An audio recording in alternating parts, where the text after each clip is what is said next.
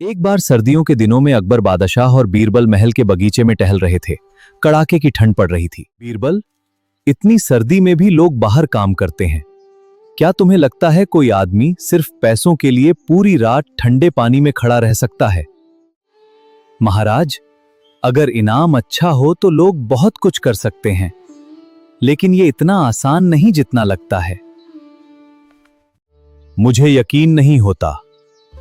अगर कोई ऐसा कर दिखाए तो मैं उसे मुंह मांगा इनाम दूंगा। महल में यह बात फैल गई।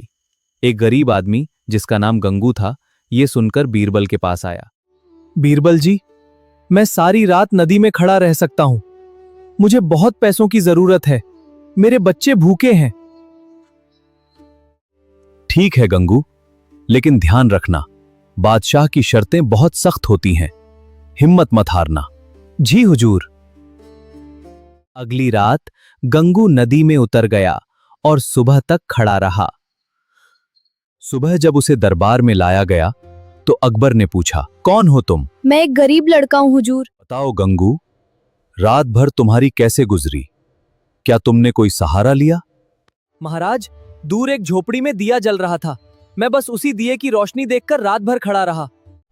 क्या तुमने दूर जलते दिए से गर्मी ली? यह तो धोखा है। इस आदमी को कोई इनाम नहीं मिलेगा, बल्कि इसे सजा दी जाए। गंगू घबरा गया और रोते हुए बीरबल के पास गया।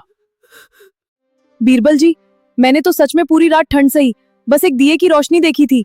अब बादशाह मुझे सजा देना चाहते हैं। मेरा क्या होगा? चिंता मत करो गंगू, मैं सब ठीक कर दूंगा। अगले दिन बीरबल दरबार में नहीं आए, तीसरे दिन भी नहीं आए। अकबर को चिंता हुई और उन्होंने सिपाही भेजा। बीरबल जी, ये आप क्या कर रहे हैं? आग तो नीचे है और हांडी इतनी ऊपर। मैं खिचड़ी पका रहा हूं। बादशाह को जाकर बोलो कि बीरबल की खिचड़ी बस पकने ही वाली है। जब ये बात अकबर तक पहुंची तो वो खुद हैरान होकर बीरबल के घर आए। बीरबल, ये किस तरह का मजाक है? आग नीचे जमीन पर है और हांडी छत के पास लटकी है। इतनी दूर से भला हांडी में कुछ कैसे पक सकता है? महाराज, आप खुद ही कह रहे हैं कि इतनी दूर से आग की गर्मी हांडी तक नहीं पहुंच सकती। तो फिर वो दिया जो गंगू से मीलों दूर एक झोपड़ी में जल रहा था, वो उसे कैसे गर्मी दे सकता था? अकबर को अपनी गलती समझ आ गई। वो कुछ देर चुप रहे, फिर जोर से हंस पड़े। बीरबल, तुमने बड़ी चतुराई से मुझे मेरी भूल का एहसास कराया। गंगू ने सच में बहुत हिम्मत का काम किया है। उसे उसका पूरा इनाम दिया जाए और साथ में अतिरिक्त इनाम भी। गंगू को बुलाकर सोने की मुद्राएं दी गईं। धन्यवाद महाराज, तुम्हारी सेवा के लिए गंगू। मुझे बहुत खुशी हुई। कभी कभी सच को समझने के लिए सामने वाले की जगह खुद को रखकर सोचना पड़ता है। सही न्याय के लिए धैर्य और समझदारी दोनों जरूरी हैं।